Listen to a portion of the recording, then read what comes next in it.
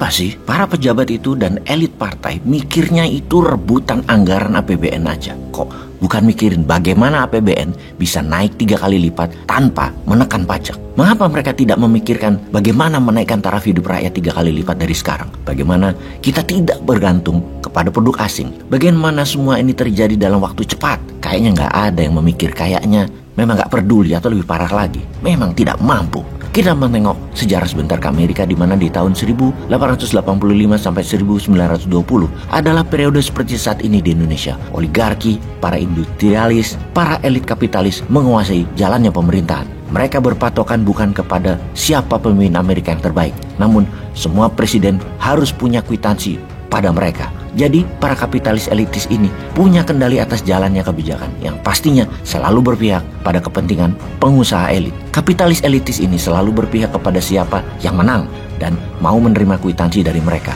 bukan siapa yang terbaik, bukan siapa yang membawa kebenaran. Kalau kita andaikan saat ini GDP negara kita adalah 1,1 triliun dolar atau 16.000 triliun rupiah, yang mana yang 2.500 triliun adalah APBN, yang 13.500 triliun rupiah adalah swasta. Dari 13.500 triliun tadi, oligar dan kapitalis elitis menguasai 10.000 triliun rupiah. UKM dan buruh yang 99 populasi rebutan yang 3.500 triliun rupiah. Semua ketidaksetaraan yang telah terjadi lama ini sejak 6 presiden terakhir setelah Soekarno, ya begini nih, masih mau mereka dengan gaya yang sama menjabat lagi. Amerika, kita kembali ke sana. Amerika sejak Grover Cleveland di 1885 sampai Woodrow Wilson di tahun 1921, negara dikuasai oligarki, di mana peraturan industrialis itu kejam sekali kepada buruh.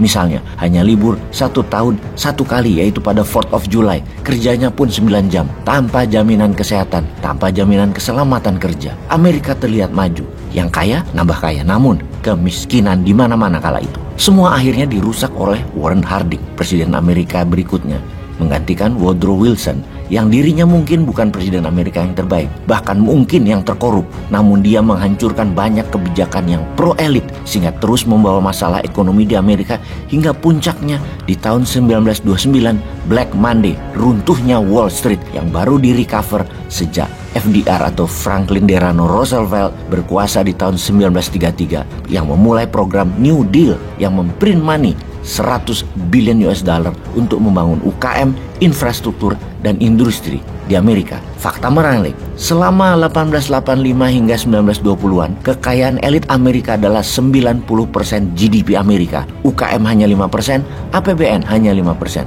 Namun sejak 1930-an tersebut, kekayaan oligar sekitar 40-an%, APBN 30-an%, dan UKM 30-an%. Balance sekali negaranya. Yang semua itu diawali dan dirusak oleh Warren Harding Administration. Akankah di tahun 2024 ada tokoh perusak itu di Indonesia agar elit kapitalis, APBN, UKM, dan buruh rata semua? Tapi kayaknya ngimpi kali ya. Kita perhatikan calon pilot yang mau balapan di tahun 2024. Mana perkataan mereka yang mengatakan strategi meningkatkan kesejahteraan hingga 3 kali lipat itu dari saat ini? Mana perkataan mereka bagaimana membuat Indonesia menjadi independen energi, independen pangan, tidak bergantung dana asing? Mana? Kok kalian nggak tanya sih mereka? Atau jangan-jangan mereka nggak tahu juga? Kumaha nggak wae lah. Yang penting joget-joget dulu, tiktokan, IG-an yang membuat banyak viewer dan like. Mumpung jabat, pakai sarana Pemda dan sarana negara buat kumpulin massa dan melakukan prakampanye. Plus pakai uang Pemda dan uang negara, undang wartawan sebanyak-banyaknya, dan di-expose. Gini deh, kita yang ingatkan mereka aja deh, biar nanti waktu mereka jabat nggak ngeles-ngeles cari alasan, karena beda apa yang diomongin di kampanye, beda dengan apa yang didapatkan rakyat. Kita mulai dari data demografi. Demografi Tiongkok, usia rata-rata saat ini adalah 36 tahun. Di tahun 2027 diperkirakan rata-rata usia penduduk Tiongkok adalah 49 tahun. Di tahun 2100 diperkirakan penduduk Tiongkok yang saat ini 1,4 miliar jiwa diperkirakan hanya 1 miliar saja. Susut dan tua di atas 55 tahun rata-ratanya. Amerika saat ini rata-rata penduduknya adalah 39 tahun. Di tahun 2070 Amerika diperkirakan 50 tahunan rata-rata usia penduduk Amerika, seperti di Eropa Barat saat ini, usianya di atas 40-an. Artinya apa? Mengapa kebijakan mereka, negara Eropa Barat, Amerika juga Kanada, memudahkan imigrasi masuk ke Amerika, masuk ke negara mereka untuk menambah warga negara mereka dari negara lain yang dicari yang muda-muda dan agar beranak pinak di negara barat itu? agar usia rata-rata negara mereka selalu muda. Itu prinsipnya. Usia muda, usia dinamis, lincah. Kalau tua-tua, gerakannya tidak lincah dan membahayakan nation trade negara mereka. Kita ke Asia. India saat ini 24 tahunan rata-rata penduduknya, Indonesia 27 tahunan rata-rata penduduknya. Artinya di tahun 2045 dua negara ini akan menjadi negara paling lincah, paling fit secara fisik. Usia matang 33 sampai 35 tahunan rata-rata ketika tahun 2045 penduduknya. Inilah masa championship itu. Tinggal secara otak dan secara mental bagaimana.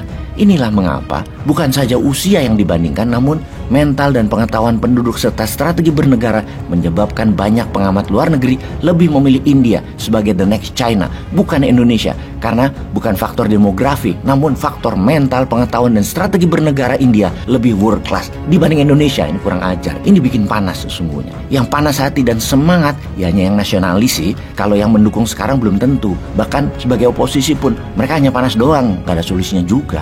Nah inilah ngeledeknya Bosman ya. Tapi ini wake up call. Kita bahas data pengamat ekonomi tentang India terlepas dari keterampilan manajemen mereka, di mana ada 78 CEO perusahaan multinasional adalah diaspora India, keturunan India. Kita ke Alutsista, buatan India, alat perang. India memiliki pesawat tempur buatan mereka, Hawk Tejas, dan kapal induk Vikran, dan memiliki lisensi Sukhoi Su-30. Dan semua itu sudah lebih dari 272 pesawat jet tempur tersebut dibuat di dalam negeri India. Sekarang ke keuangan. Secara neraca perdagangan, India dan Amerika adalah 10 kali neraca perdagangan Indonesia dengan Amerika. India dengan Tiongkok neraca perdagangannya 2 kali neraca perdagangannya Indonesia dengan Tiongkok. Jadi piye Jal supaya Indonesia jadi negara superpower di tahun 2045? Wes mulai paham? Sikat.